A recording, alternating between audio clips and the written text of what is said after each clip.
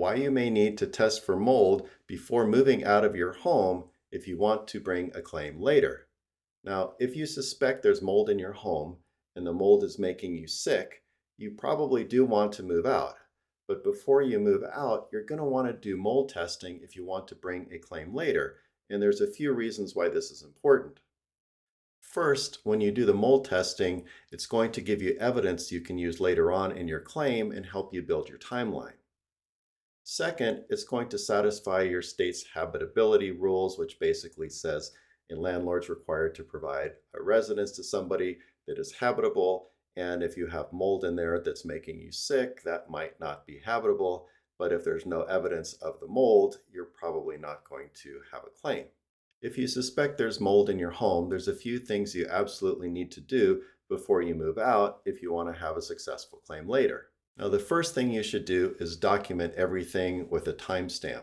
So if you've got mold on a wall, if there's dripping water, if there's, something growing in the corner, you don't know what it is, take pictures of all of that, make sure it's time-stamped so you can tell when and where it was taken.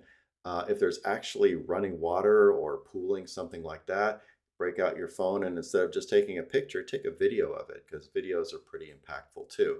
So you want to record everything so in the future, after it's remediated, people can look back and see what there was, and then they can also confirm the date and time the picture was taken.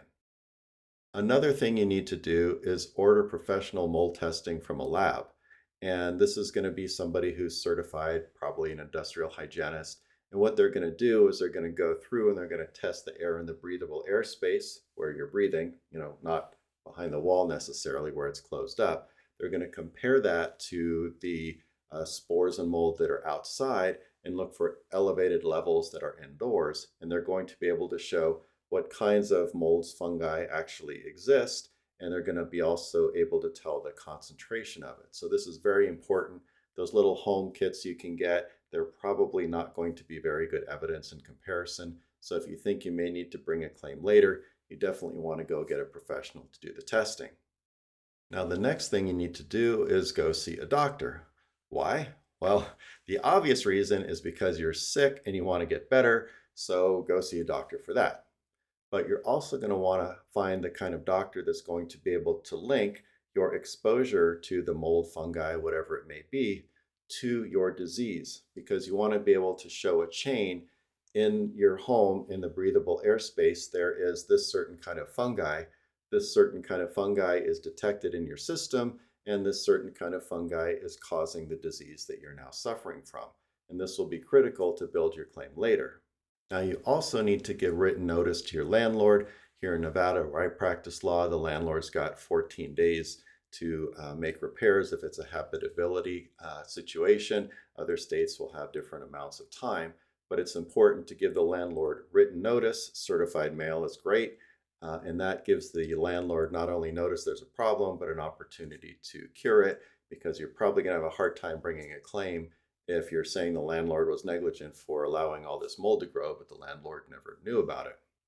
Now, you also want to preserve the scene when it's safe to do so. So if there, is mold growing somewhere, there's black stuff on the wall, it might be tempting to scrub it off and make it look pretty and presentable, but you may need this later to bring your claim. So if you're moving out anyway, don't clean it all up before you move out. Preserve that evidence when it's safe to. Now, the reason for doing this stuff is to help you bring your claim, because you need to do two things in court. Number one, you need to prove exposure. So you need to prove that there was mold where you're living and that you were personally exposed to that mold. And then the second thing you need to prove for your claim is causation, that your exposure to the mold is what made you sick and caused your personal injuries. If you've been injured due to mold in your rented home and you would like to bring a claim, you would probably want to speak to a personal injury lawyer in your state that handles mold claims. If you happen to be in the state of Nevada where I practice law and you've got questions, book a free call with me and I'll give you the answers.